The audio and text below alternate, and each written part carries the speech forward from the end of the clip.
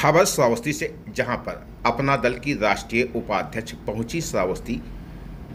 रेहरापुरवा में अपना दल कमेरावादी पार्टी की समीक्षा बैठक हुआ आयोजित। राष्ट्रीय उपाध्यक्ष का श्रावस्ती दौरा। रेहरापुरवा में कार्यकर्ता बैठक। 2025 जिला पंचायत व 2026 विधानसभा चुनाव की तैयारियों पर हुई जमकर चर्चा। संगठन की मजबूती और जमीनी हकीकत जानने को बताया आवश्यक। सभी विधानसभाओं में कार्यकर्ता समीक्षा अभियान जारी। गठबंधन पर रुख साफ। वैचारिक समानता पर ही गठजोड़ संभव। जातिगत जनगणना और व्यवस्था परिवर्तन को पार्टी की बताया प्राथमिकता। ऑपरेशन सिंदूर पर बोली, देशवासियों का खून बहना गंभीर, सेना का बदला सराहनीय। बीजेपी पर निशाना, सेना के शौर्य को राजनीति से जोड़ना गलत। सम्मान सिर्फ सेना को मिलना चाहिए, राजनीति में। देखिए, राजनीतिक संगठन बहुत अहम बिंदु होता है और अगर उसके मजबूती ज़मीनी स्तर पे ना आकी जाए तो आप किसी भी चुनाव में संगठन के रूप में सफल नहीं माने जाते। और जैसा कि हम सभी को पता है, 2026 में जिला पंचायत है, 2027 में विधानसभा चुनाव हम सबके बीच में खड़ा होगा। तो ऐसे में राष्ट्रीय नेतृत्व के निर्देशानुसार प्रत्येक जनपद में जो हमारी सीटें हैं विधानसभा की, उनमें कार्यकर्ता किस लेवल तक हमारा तैयार है, वो पार्टी की नीति रीति से कितना वाकिफ़ है और कितनी संजीदगी के साथ वो ज़मीनी स्तर पर पार्टी की नीति रीति बताने का काम कर रहा है, उसी की समीक्षा के लिए विभिन्न जनपदों में जो गठित टीमें हैं वो जा रही हैं और संगठन किस हद तक हम पूरा कर पाए हैं इसकी समीक्षा करने का काम कर रहे हैं।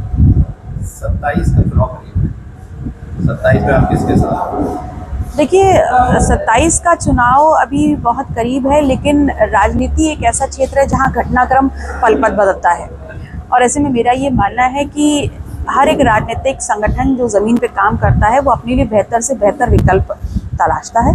निस्संदेह जो वर्तमान परिस्थितियां हैं वो गठबंधन की राजनीति पर आधारित हैं और हमने पहले भी जब गठबंधन में कहे तो हम अपने मुद्दों आधारित हमारा गठबंधन रहा है।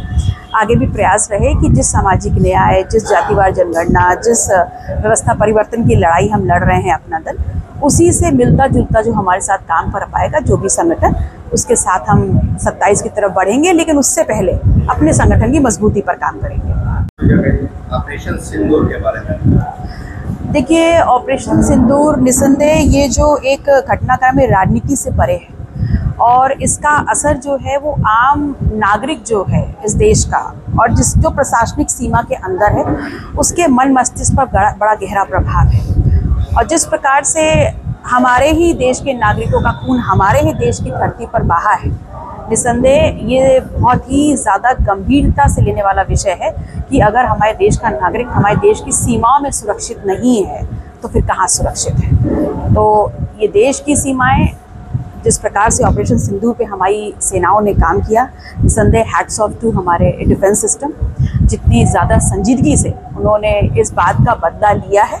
हालांकि मुझे ऐसा लगता है कि अभी और बहुत कुछ सेना के अंदर पकाया है और उनके शौर्य और उनकी वीरता को प्रणाम। बिल्कुल, जैसे सेना ने काम किया, सेना ने पाकिस्तान में घुसकर मुंहतोड़ किया, लेकिन अब उसका श्रेय लेने के लिए होड़ लगी हुई है इस पर। देखिए, ये तो भारतीय राजनीति का काला अध्याय है कि सेना ने जो शौर्य और वीरता का परिचय दिया है उसका हर कोई आज क्रेडिट लेना चाह रहा है, लेकिन मैं तहे दिल से मानती हूँ कि ये पराक्रम सिर्फ भारतीय सेना ही कर सकती, इसके अलावा कोई नहीं कर सकता। प्रधानमंत्री नरेंद्र मोदी कह रहे हैं कि उनके रगों में खून नहीं, सिंदूर बह रहा है।